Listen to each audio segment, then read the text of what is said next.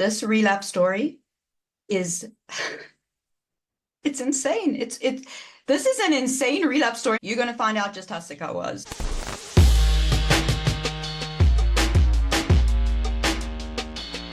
Hey fam, and welcome to The Truth Hurts with Tony Quinn, where we talk addiction, recovery, and everything in between.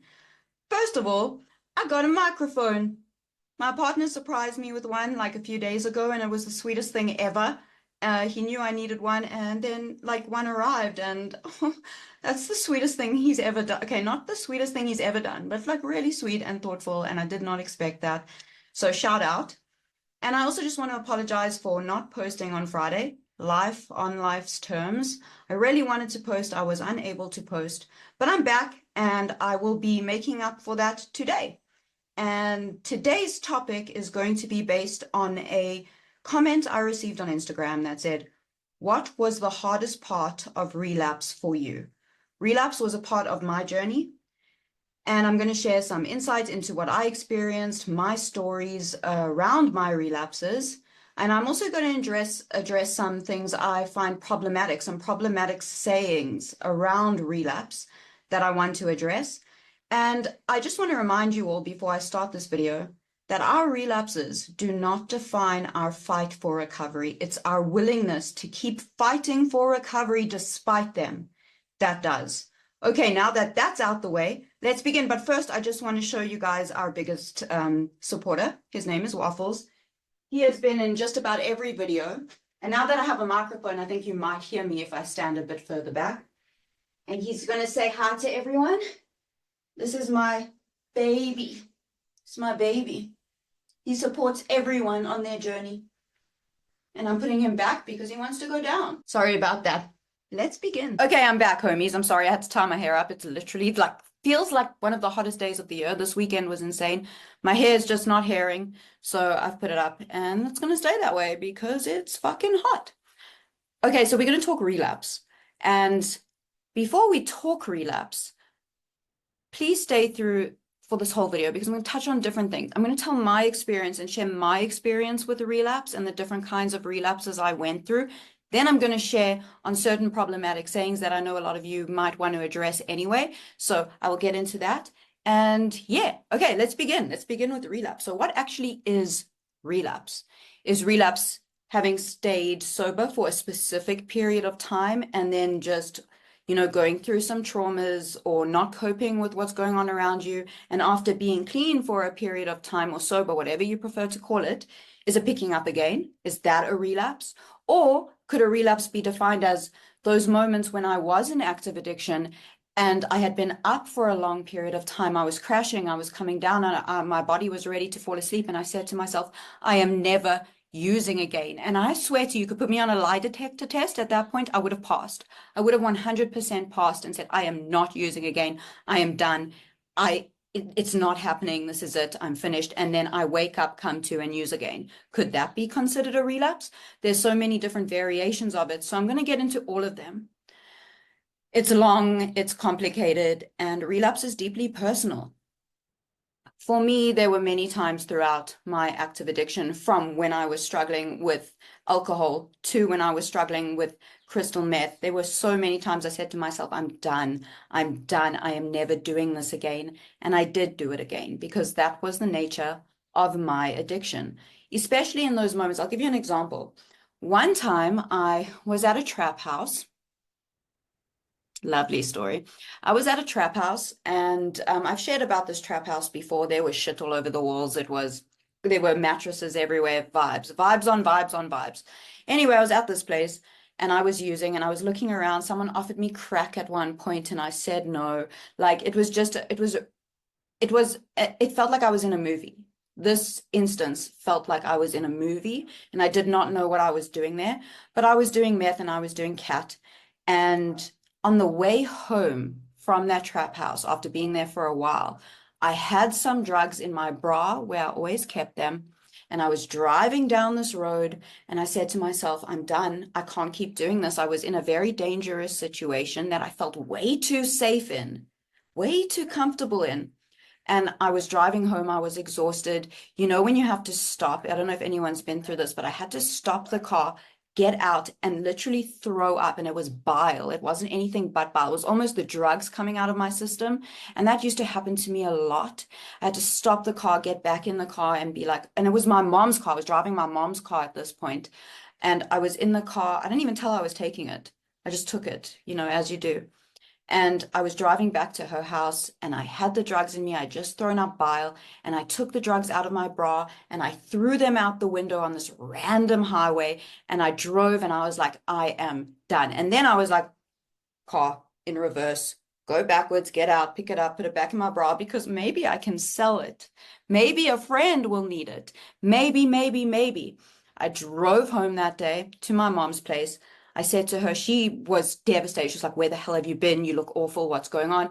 And I looked at her and I swear I meant it. I meant it in that moment. I said, Mom, what has been going on is going to get better from this point. I am done. I am done with the life I am living. I promise you I'm going to be okay. And she hugged me and I really believed it. And I went to the bedroom and I passed out. I passed out. I woke up again, I don't know, 24 hours later, and the drugs were there. And I still was like, maybe I'll go to a friend's house with them, a friend that uses, and give them to them. But that didn't happen. I did go to the friend's house. I just used the drugs on the way there. There were so many moments where I could have clarity and I could see what I was doing to myself. I could feel the sickness, the paranoia, the exhaustion, the vulnerability, the bad behavior, the hurting other people, the trauma I was causing other people. I forgot to put the microphone back on. Welcome to my life. Okay, you probably heard dogs barking throughout that whole thing, but I will continue. So there were many times in my addiction where I felt like I was committed to stopping. And that's the nature of addiction, wanting to stop something that is harming you and harming other people, yet you continue. That's the element of choice that comes in. I made a choice to try drugs, just me, my personal story. A lot of people are actually trafficked into it, abused into it, medically put into those situations. For me, I made a choice one night and all my choice was taken away in addiction. But I could choose recovery, but that would come later for me. It would come much later for me. So those were examples of relapses within my addiction. There may not be this big kind of relapse with this long, clean time happening, but to me, it's a kind of relapse. It's a kind of letting other people down, making this big sweeping promise to my mom and immediately going back on it, but really, truly believing in that moment I was going to stop. It happened so many times while I was using. It was when I wasn't using that I was like, maybe I can control it next time, and that's happened to me a lot. It happened to me when I was drinking before I picked up meth. I mean, I caused chaos wherever I went when I was drinking. And I would wake up in the morning with regret, blackouts in my memory, and really awful situations like I had mentioned in the previous video, and tell myself I was done, but I would go out, socialize again, and bam, feel like I need just one drink. For me, one is too many, 1,000 never enough. So those are that's a kind of relapse that I think we do need to speak about because there's a lot of belief in those moments that I'm going to stop. But now let's discuss stories around my bigger relapses, ones where I had garnered a certain amount of clean time. The first massive relapse I had was after my first rehab. And that was just before my cousin passed away. I was drinking heavily, as stated in my last video. And I went into my first rehab for that. I was taking pills. And I made a big promise to myself, to my family, that I would not mess up my life anymore. And I was done and I would stop. When my cousin passed away, she was in a coma. She was in a coma for 3 weeks. I made a promise to her. I had just come out of rehab. I held her hand while she was in the coma. And I said to her, I'm not going to mess my life up anymore. And like I say all the time, that's not what happened. I used my cousin's passing as a reason to mess my life up even more. I went out a few weeks after my cousin passed away. And I went to a club with 2 really good friends of mine, like really good friends of mine, people that are still in my life to this day. And I went out and I said to them, I'm not going to drink. I'm not going to drink. And before they knew it, they were on the dance floor. I had gotten 3 shots of vodka. and I ended up going to the dance floor. This was a Gothic club, South Africans, it was the Doors. I went to the dance floor, we were all headbanging, and I felt like I was going to throw up. And I didn't just at this point have three, I had taken more and more and more. And they noticed that I was drinking at this point. There was really nothing they could do. And I tried to get from the dance floor to the bathroom before I was going to throw up. And your girl threw up on herself in the middle of a goth nightclub. And a girl, shout out to this woman, what an amazing woman. She saw me outside the bathroom with vomit on myself. She took me into the bathroom. She took my dress off me. She cleaned it. We put it on inside out, went to get my friends, and I went home. So that was the relapse. Then soon after that was when the meth started, like heavily started. So that would be one of my biggest relapses. After making a huge promise, after staying sober for a few weeks, that was a relapse that led to harder substance, not harder, to other substances. I don't like to use harder or softer kind of substances because any substance can ruin your life. And when I tell you that alcohol ruined my life, it is insane that for a decade, alcohol ruined my life. Alcohol and pills ruined my life. Okay, so the meth is a part of my story, but alcohol is actually a much greater part of my story because it went on for so long. And so that would be a massive relapse. Then when I started doing meth, I started replacing alcohol with meth because in my brain, I could be like, my mom's not going to smell this on me. No one's going to smell this on me. I'm not going to black out and do things I don't remember. In fact, in my thinking, this is going to make me hyper aware. I'm going to remember everything. I'm going to be in less dangerous situations. Like the rationalizing and excuses I made to move from substance to substance to substance is what drove me for a very long time. And I thought I found my solution to my trauma in alcohol, and then I thought I found my solution to alcohol with meth. It might sound familiar if you struggle with addiction, because that's really what it feels like. And then when I got caught with meth, my mom looked in my purse and she found, trigger warning, she found, you know, how it gets wrapped up in like blue paper. So some people imagine, if you're not really sure on drugs, some people imagine drugs only come in those little plastic bankies. Sometimes these substances come in a blue plastic kind of sheet and it's wrapped tight in it and it creates like a bow effect. So my mom found that in my wallet, in my purse, and she called me out on it and I was taken to my second rehab. When I left this facility, this relapse story is, it's insane.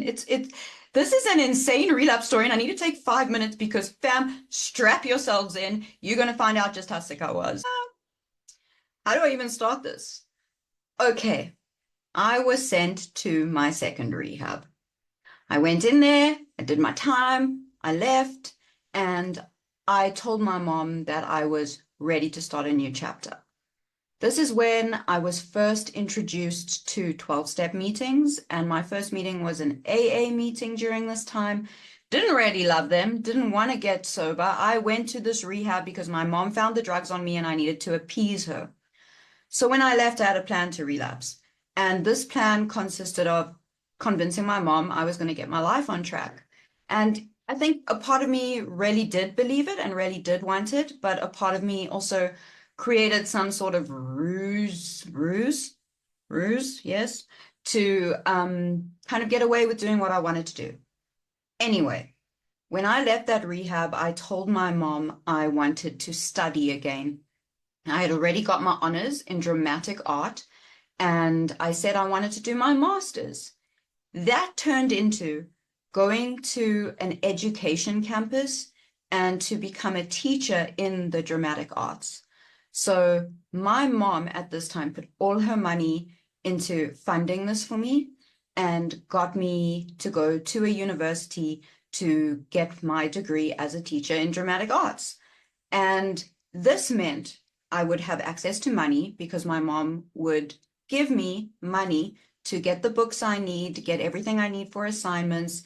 This gave me a vehicle. She was giving me my vehicle back. I was able to travel to university. This gave me a reason to be away from home and stop going to 12-step meetings, which I did not like at the time. And it could make it easy to lie about going to 12-step meetings. So this started, and I went to a university to do my teaching degree. And I went in there one day in, and I was very unhappy. I wasn't doing any internal work on myself. I was sober, but I wasn't in any kind of recovery. I was still going out, I was socializing, and I was still thinking about my drug of choice every day and how I could get to it. I had some friends I made in, like, at that time, the AA community. I was barely seeing them. I was kind of just going back to my old friends and my old lifestyle and leaving that door open a little bit. And through this degree, through this process of studying, oh my God, I had to go to a school and do my first teaching practical. It was kind of an observation class because it was the first thing we had to do. So I wasn't getting up and teaching in front of this whole class. I was observing, I was speaking, I was engaging, but I wasn't necessarily teaching. So my idea, big idea, was to go back to my old high school, a high school I had a lot of negative feelings around, and go back there and observe and experience it again as an adult. So I went back to my high school, and as I walked through those gates and went into the staff room and sat down with all my old teachers and had a conversation with them and looked around the space, that in my head at the time was a poetic example of some of the trauma I went through, I thought, wouldn't it be poetic, something Sylvia Plath would do, to relapse on school grounds on my drug of choice? And that is exactly what I did. There was a waiting period between the lesson I was going to observe and all the lessons I was going to observe. And mind you, I was sitting in the staff room speaking to the teachers, some of whom I knew, telling them about my big recovery journey, and they were asking a lot of questions. They were so proud of how far I'd come. And I was spinning the story about addiction recovery at some point or another and how tough my life had gotten up until that point, and that I'd just come out of rehab, and I was milking that, hey? Milking that. And I was speaking about my anorexia recovery and all of that, even though I was deep in my eating disorder at that point, regardless. There was this waiting period. And I told them I was going home to get something I left at home.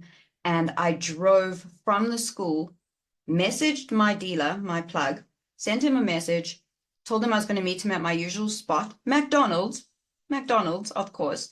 And I drove, it was so far, to take the highway all the way to a completely different area to where my school is. And I met my dealer. I got my drug of choice and more. And I went in the car all the way back to the school, walked into the staff room and went into the staff bathroom, and I relapsed hard. And immediately after relapsing, I had to go to a classroom. I had to go to a classroom with kids, high school students, and sit there and observe and engage while tweaking out of my mind after telling the teacher I was observing how well I was doing in my recovery. Not only did I think this was a huge poetic example of me sticking it to the man in the school I went to, oh, it was like this big example to me that I was setting. It was insane. I thought I was Sylvia Plath, my dudes. I genuinely thought I was the new age Sylvia Plath. Not only that, I put so many people in danger at that point. I put a high school in danger. I put kids in the classroom in danger. I put teachers in danger. I put a school in danger. And I didn't give a shit. I thought it was hilarious. I thought it was this powerful stand I was taking against society. Meanwhile, this relapse would turn into absolute hell. It would turn into devastation. It would turn into me almost dying, my kidneys almost stopping working, going into acute kidney injury. It would result in me, by choice, staying in my car in a parking lot because I didn't want to go home. And that is the nature of all my relapses. All my relapses led to worse outcomes. So it just started pouring with rain, but I will continue, and I hope the microphone doesn't get the rain sounds. It probably will, but we try. Anyway, those were the main relapses. There were, of course, other relapses throughout my addiction where I managed to stay sober for a few days and would relapse. It would always be me going back to the places I used to use at and ending up using again. Who would have thought? But those were the main relapses. Now, the hardest part of all these relapses was that each one seemed to get worse and worse, and I would get greater consequences as I moved through them.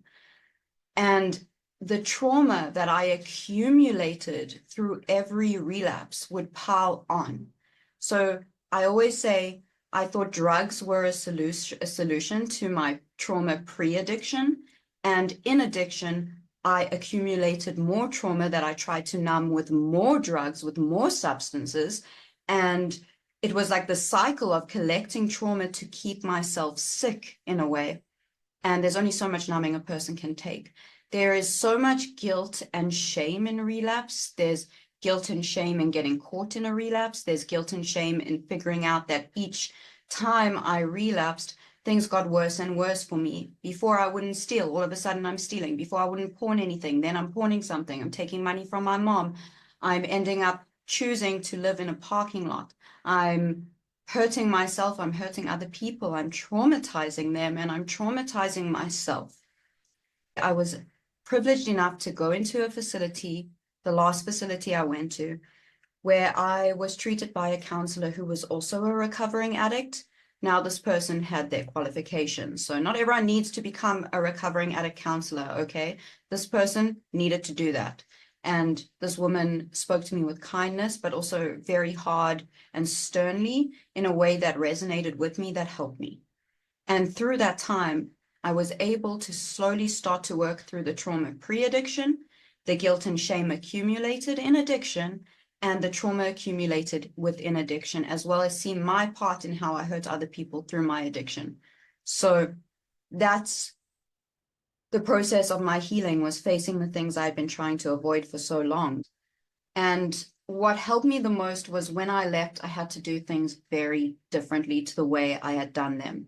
Very differently. I had to cut off people, places, and things that enabled my addiction. I had to start from scratch. The people I used with, I could no longer be around, because I'm not calling them bad people at all. They're sick like me.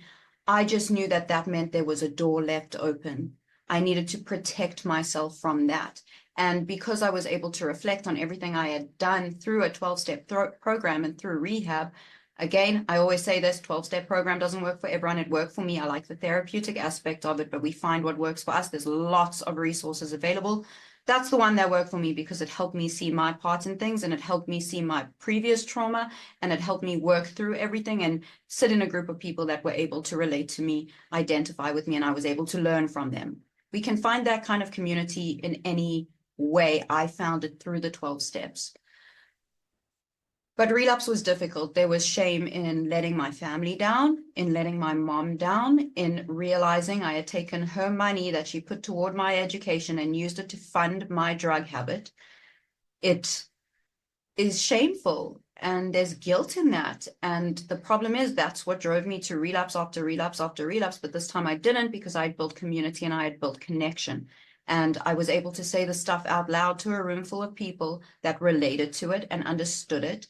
And through that, I was able to let that go, forgive myself, work through it, see the change in my behavior, and ultimately make amends to the people who would accept my amends as much as possible. But that took time. Now I want to discuss,